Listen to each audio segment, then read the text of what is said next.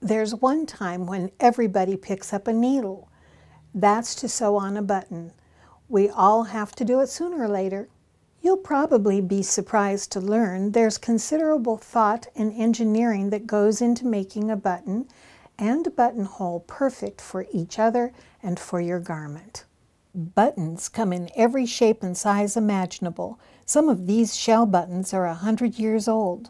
Back then, most buttons were shell, glass, porcelain, or metal, and shell is still a favorite material for buttons today. It washes and dry cleans well and is known for its mother-of-pearl sheen. Here's a small example of the ways buttons come. This grouping is ceramic or porcelain. This selection is laminated shell.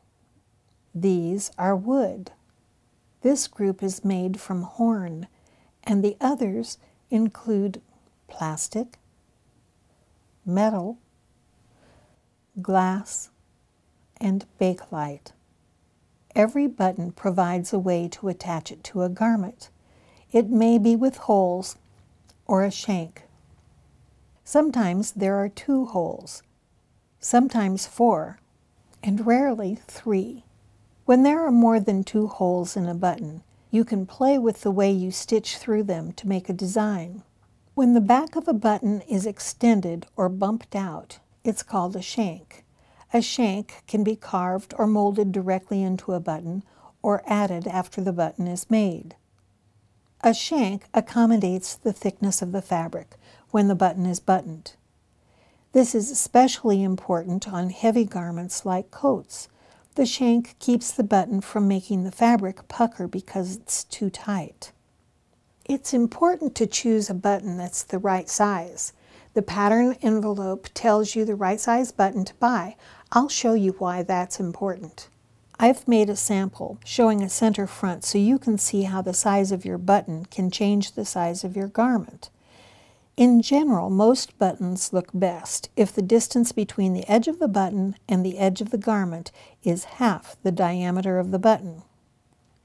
On a symmetrical garment, a jacket or blouse for example, the buttons run down the center front, an important landmark, so I've stitched it on our sample here.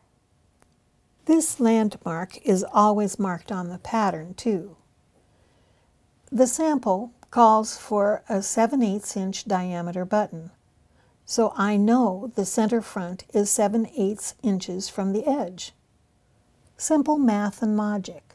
If the button is sewn to the center front line, half of it is on each side, and add that to the half diameter spacing from the edge, and you have a whole button, or in this case 7/8 inches.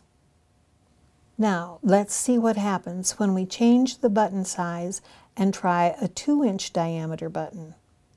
When I put the button on the center front line, it's off the edge of the jacket. That won't do at all. The natural urge is to just move the button over away from the front edge. But if you do, the center front automatically changes and subtracts from the circumference of the garment. When you adjust one side to account for a different size button, you also have to change the buttonhole side by the same amount, thereby reducing the front width by, in this case, 2 inches, which will change the way it fits. You could go back in and alter the front edge of your pattern to accommodate the larger button, but that can get complicated, especially when a lapel is involved. So take my advice and use the size buttons recommended on the pattern. See you next time.